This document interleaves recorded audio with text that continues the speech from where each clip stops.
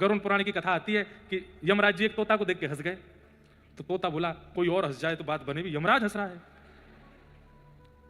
तोते के मित्र थे गरुड़ जी, भगवान के वाहन। तो अपनी पहुंच लगाते हैं ना लोग, जब संकट में आते हैं तो अपनी पहुंच लगाते हैं, जैक लगाते हैं, हाथ पांव फड़ाते हैं। गरुड़ जी को कहा कि भैया तुम कैसे भी एक काम करवा दो। बोले क्या? ये यमराज जी मुझे देख के हंस गए हैं, मुझे लग रहा है अब मेरे जीवन के दिन 4 बचे हैं, तुम कैसे भी भगवान से कहकर के मेरी जो जीवन अवधि है उसको बढ़वा दो, क्योंकि मुझे पता है कि ये यमराज जी तभी हंसते हैं जब किसी को उठाना होता है। गरुड़ जी बोले भगवान से बाद में बात करूंगा, पहले तुम मेरे पास आओ, बैठो मेरी कमर पे। गरुड़ जी उड़ा करके उनको 7 समुद्र पार एक गुफा में ले गए और वहां भीतर ले जाकर के छोड़ दिया। बोले यहाँ रहो, यहाँ कोई नहीं आएगा, और ये 2-4-10 दिन यहीं बैठे रहना, सब ठीक हो जाएगा अपने आप। और मैं जाके भगवान, मैं यमराज जी से बात करता हूँ, भगवान को छोटे काम के लिए क्यों बोलना, मेरी पहुंच तो सब जगह है। मैं भी रसातल में जाके यमराज जी से कहता हूँ तुझको नहीं लेके जाएंगे, ठीक है?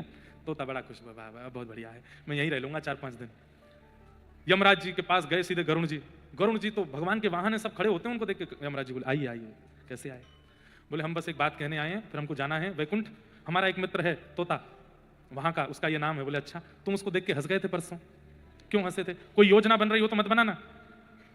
अच्छा, उस वन के तोते के बारे में? बोले हाँ, मैं तो उसको देख के इसलिए हंस गया था, मैंने कि देखो कैसे कर्म की विधि, ये अभी यहां बैठा है और इसकी मृत्यु 7 समुद्र पार एक गुफा में बिल्ली के खाने से होगी, और मैं ये सोच के हंस रहा था कि ये 7 समुद्र पार पहुंचेगा कैसे।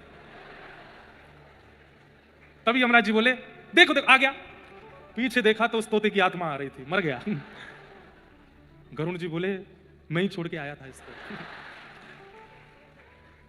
कर्म गति तारे नाही तरे, कर्म गति तारे ना।